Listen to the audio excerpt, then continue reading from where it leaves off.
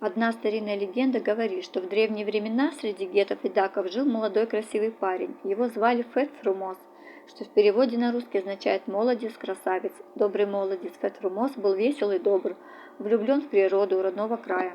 И вот однажды, в первый день весны, на восходе солнца он поскакал в лес. На солнечной поляне молодец увидел чудесный цветок по имени Геочел, подснежник. «Кто ты?» – спросил парень у цветка. «Я Геочел, посланец весны.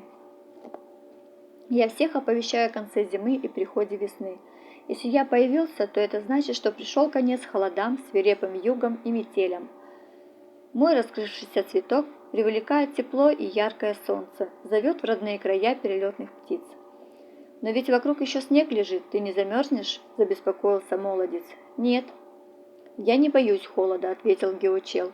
Тут мимо лесной поляны шел лютый вьюга мороз и услышал слова Геочела. Вьюга мороз рассердился, что такой хрупкий цветок его не боится и оповещает всех про уход зимы и начало весны. Рассердился и разбушевался вьюга мороз, послал на Геочела всю свою силу холодную. Тогда весенний цветок стал бледнеть и замерзать, опуская вниз свою нежную белую головку. «Не умирай, Геочел!» – крикнул ему Фет Фрумос и кинулся останавливать разбушевавшуюся холодную бурю. Но молодцу оказалось не по силам побороть острую вьюгу мороз. Тогда, падая на колени от полученных ран, Фет Фрумос сумел добраться до умирающего Геочела и прикрыл цветок от холода своей грудью. Капли горячей крови, что шла прямо из сердца, падали на землю рядом с замерзающим цветком.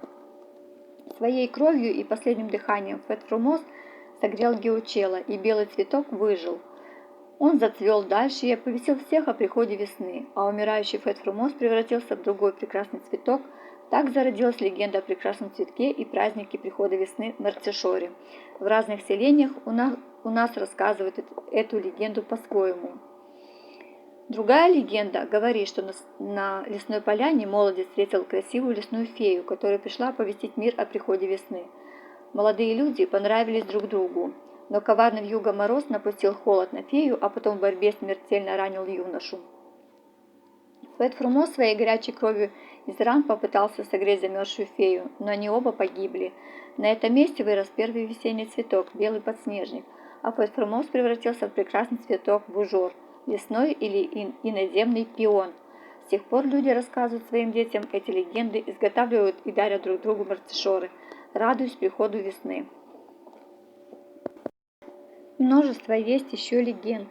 Например, давным-давно, в незапамятные времена, появился на земле хрупкий цветок с белоснежными лепестками по имени Геочел, подснежник. Вырос он на голом косогоре, когда солнце впервые пронзило золотыми стрелами своих лучей седые снежные тучи. Маленького Геочела оберегала от стужи красивая и добрая волшебница весна.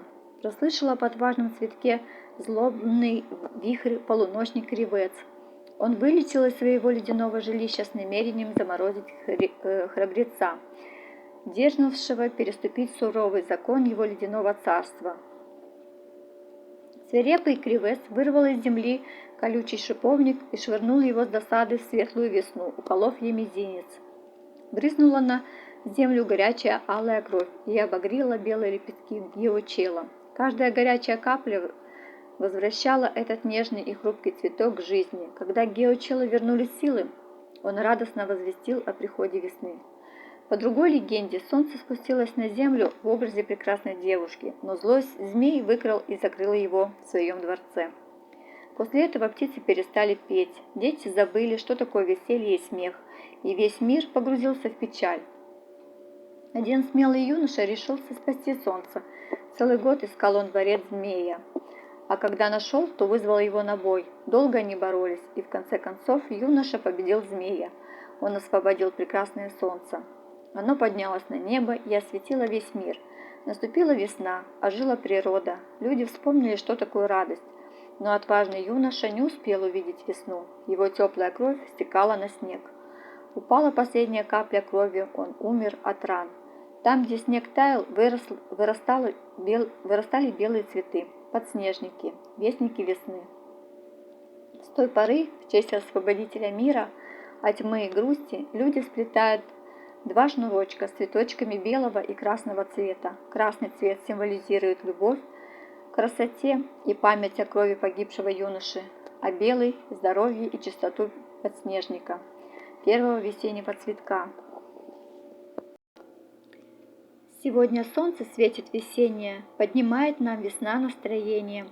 Весной все влюбляются, и подснежники распускаются.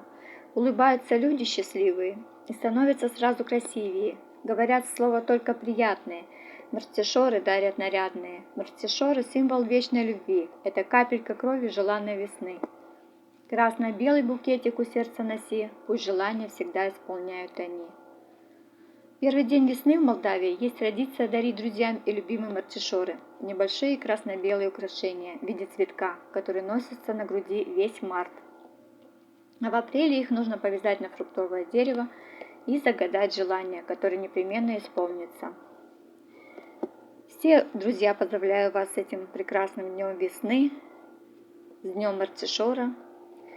Всем желаю мира над головой, счастья, любви и здоровья.